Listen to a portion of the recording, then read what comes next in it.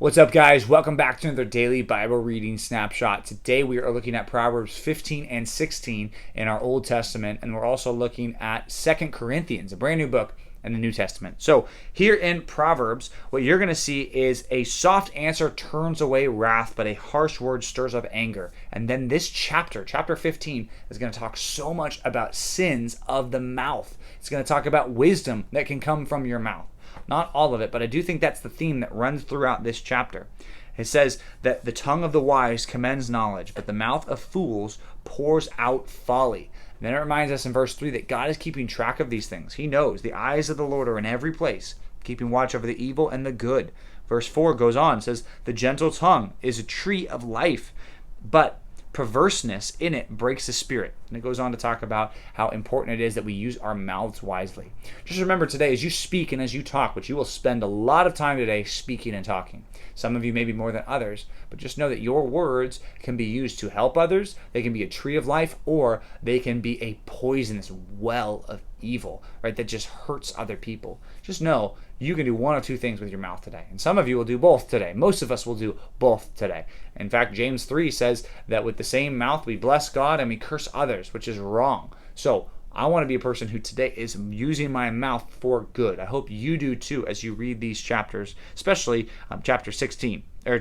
Now, chapter 16 talks a lot about the plans of the heart, which is the beginning, but also it talks about pride, it talks about wisdom, it talks about righteousness, it talks about money, it talks about arrogance, it talks about good sense. It just talks about so many things. It talks about what we do with our mouths, again, like chapter 15. It talks about whisperers, which are people who would slander and say things that others maybe were trying to keep a secret. It talks about anger. The last second to last verse says, whoever is slow to anger is better than the mighty, and he who rules his spirit than he who takes his city. I think the idea of ruling your spirit is helpful when you look at all of these things in chapter 16. I know it's not meant to be a theme verse for all of chapter 16, but it is helpful as you approach your reading today in Proverbs. You want to be a person who's able to rule your spirit and have self-control. A lot of these things relate back to having self-control and even choosing ahead of time. I want to live as one of these wise people that fears the Lord. So, reading today, remember,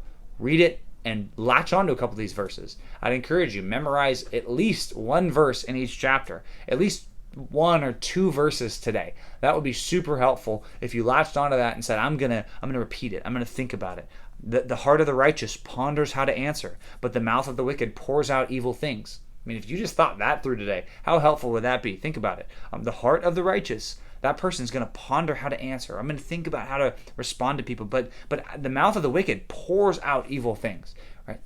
You're going to look in your life today, you're going to see wicked people pouring out evil out of your mouth, and you're also hopefully going to see some righteous people that think carefully about how to answer. These things are important for us to think through every day. So that's just one example from the book of Proverbs today. There are so many here that you could latch on to. So that's our reading in Proverbs. Today I said we're starting a new book in the New Testament. We're looking at 2 Corinthians. Now, 2 Corinthians is very different than 1 Corinthians. Extremely different. The main similarity is the author and the audience. But he's talking about a whole set of different things. And the big thing that Paul is going to talk about is he's actually going to talk about himself a lot. We find out a lot about the Apostle Paul in the book of 2 Corinthians because so many people were attacking him.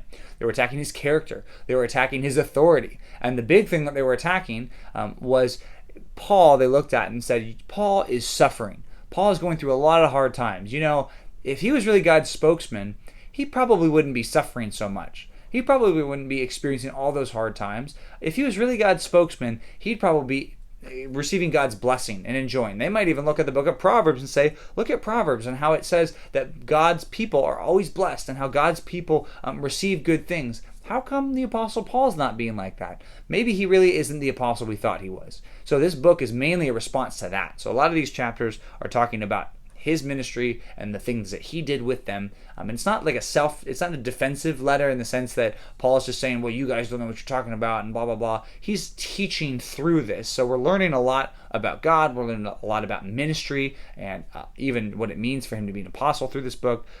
But one thing we learned about today, the big thing we learned about today in 2 Corinthians 1 is suffering.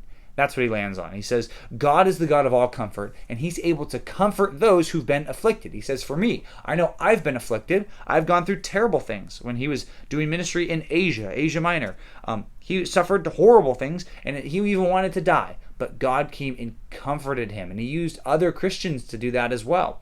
And he says, God is the God of all comfort, and he's able to comfort us. You know, one of the reasons that he lets you go through afflictions is so that you can be comforted by God, and you can take that comfort that God gave you and help comfort others. So, one big thing for you to think through today, if you are going through a hard time and something that's hard and terrible, just know this, that one of the reasons God allows Christians to go through those hard times and he gives them suffering is so that he'll give them suffering and then he'll comfort them so that they can turn around and help other people who are going through suffering as well. So that they can turn around and be a blessing and a comfort to other Christians. You might know some Christians in your life that have been a comfort to you, and maybe you are a person right now that's seeking to comfort someone who's been through a hard time and maybe is going through a hard time. Just look at this and remember, God is the God of all comfort. He's able to help his people, his Christians, his people who love and serve him. God's there for them. And just know that one of the things that you might be called to do as a Christian is help comfort other people.